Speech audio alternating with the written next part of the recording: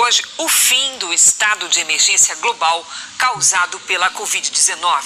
Mas o status de pandemia continua, porque as infecções pela doença atingem o mundo todo. O anúncio foi feito pelo diretor-geral da Organização Mundial da Saúde. Tedros Adhanom declarou que a Covid-19 deixou de ser uma emergência de saúde pública de importância internacional. Global Health Emergency. No entanto, o diretor da OMS reforçou que isso não significa que a doença não represente uma ameaça ao planeta. O estado de emergência foi emitido em 30 de janeiro de 2020. Nesses mais de 3 anos e 3 meses, houve 765 milhões de casos registrados e quase 7 milhões de pessoas mortas. Mas a própria OMS sabe que o número de vítimas é bem maior. O diretor-geral da organização acredita que 20 milhões de pessoas morreram com a Covid. No Brasil, o primeiro caso da doença foi registrado em fevereiro de 2020. Segundo o Ministério da Saúde, houve mais de 37 milhões de infecções pela Covid-19 no país e cerca de 700 mil pessoas morreram. Por meio de uma rede social, o presidente Lula destacou que a pandemia não acabou e orientou que as pessoas tomem as doses de reforço para manter o esquema vacinal sempre completo. A decisão de hoje muda pouca coisa na prática. A maior parte dos países já encerrou as medidas de contenção à pandemia. O coronavírus passou a conviver com o ser humano, mas de uma forma menos letal. É o que acontece, por exemplo, com o vírus da AIDS, o HIV, causador de uma pandemia que já dura 4 décadas. O médico infectologista e ex-secretário estadual de saúde de São Paulo, Jean Gorenstein, faz um alerta para que, além da vacina, outros cuidados sejam mantidos daqui por diante. Especialmente aquelas pessoas, sejam idosas, sejam mulheres grávidas, pessoas que têm alguma doença pulmonar, cardíaca ou que tenham qualquer problema na sua imunidade, devem manter o uso de máscaras em ambientes fechados e aglomerados. A Organização Mundial da Saúde avisou que a Covid-19 ainda é capaz de matar uma pessoa a cada 3 minutos. O vírus chegou para ficar e devemos lidar com essa realidade daqui para frente. O vírus ele tem um mecanismo de variar exatamente para poder sobreviver. Então nós vamos ter essas variantes que vão acontecer todo ano. Nós temos que tomar vacina. Nós não podemos negligenciar as vacinas. A Organização Mundial de Saúde declarou o fim da emergência global para a Covid-19. O anúncio acontece mais de 3 anos depois de a OMS ter declarado uma pandemia à escala global. Quase 7 milhões de pessoas morreram com a doença. I want everybody to understand that COVID-19 was the one that got away, but you know, every day the World Health Organization is hearing reports of other viruses and bacteria that are causing danger to people's health, right? And so I want to say to everybody, you know, all the time there are potential threats to health that are stalking us. And that's why we encourage hygiene.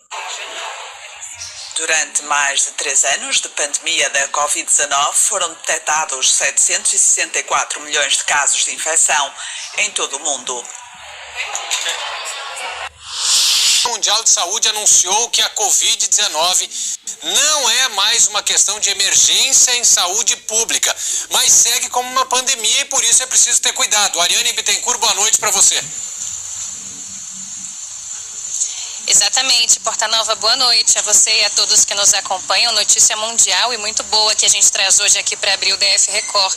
Isso quer dizer que a pandemia continua acontecendo, mas que agora a Covid-19 é considerada um problema de saúde contínuo e não mais uma emergência sanitária global, como vinha sendo considerada nesses 3 anos de pandemia. Aconteceu nesta semana uma reunião com a cúpula ali dos membros da Organização Mundial da Saúde, a OMS, e eles avaliaram justamente dados com relação às mortes de Covid-19, às hospitalizações e também às internações em UTIs por conta da doença. Com a queda nesses números, eles entenderam que seria possível decretar, pelo menos por enquanto, o fim da emergência em saúde internacional, que é um bom caminho, é um passo largo para que a gente alcance o fim da pandemia.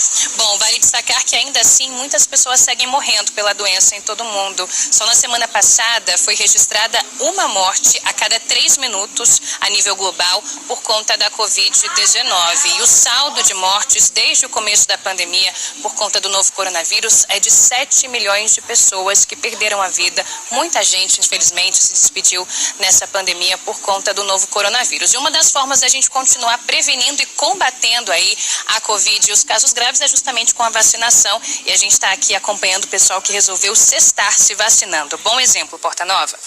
Excelente exemplo, a gente segue de olho, até porque a vacinação e a imunização continua, é importante a gente ter cuidado. Obrigado, Ariane, pelas informações.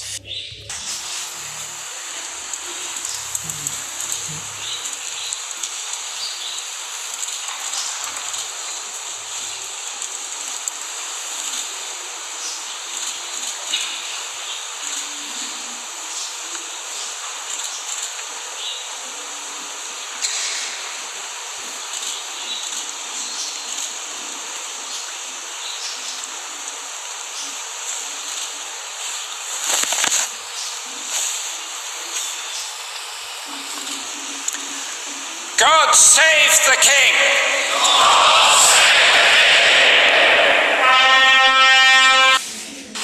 A coroação da rainha, não é? Exatamente. Ela se sentou ao trono e vai ser coroada agora também, Diego Pavão. Ela recebe a coroa da Rainha Maria de 1911. Tradicionalmente, em cada coroação foi feita uma coroa para a rainha consorte.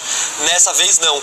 A família real, a monarquia, optou por uma coisa mais sustentável e também menos gastos, né? Por fazer uma coroa nova e usou a coroa de 1911 da Rainha Maria. Que usa essa coroa seja preenchida por vossa graça abundante. A alteração que existe é que, dependendo do formato da cabeça, são feitas adaptações pelos joalheiros da Casa Real para poder reacomodar, porque elas pesam e tem que ter o conforto e a segurança para poder se movimentar. Inclusive, a própria Rainha Elizabeth II, uma vez, declarou que, ao colocar na sua cabeça a coroa de Santo Eduardo, ela falava: se eu fizesse um movimento mais brusco de cabeça, quebrava o pescoço, de tão pesada que era.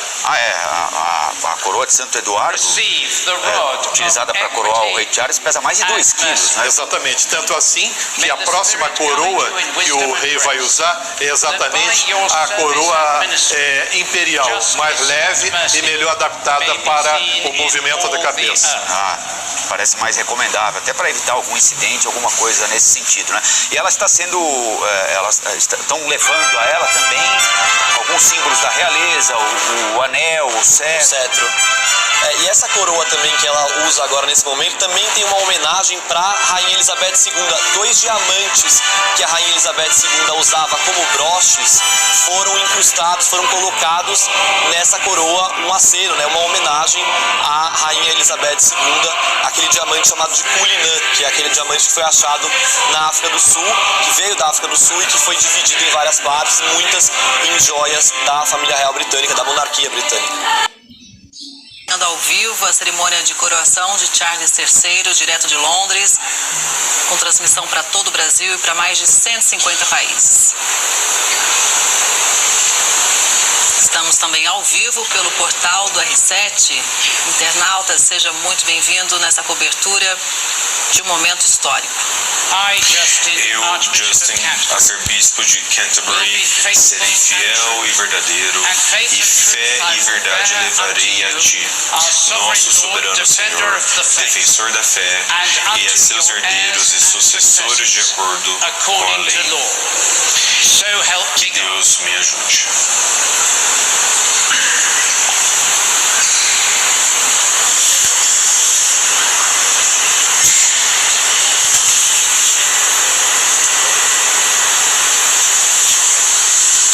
Neste momento, a homenagem do príncipe William. Eu, William, príncipe de Wales, prometo minha lealdade a você e a fé, a verdade que lhe darei, como seu sucerano de vida e membros.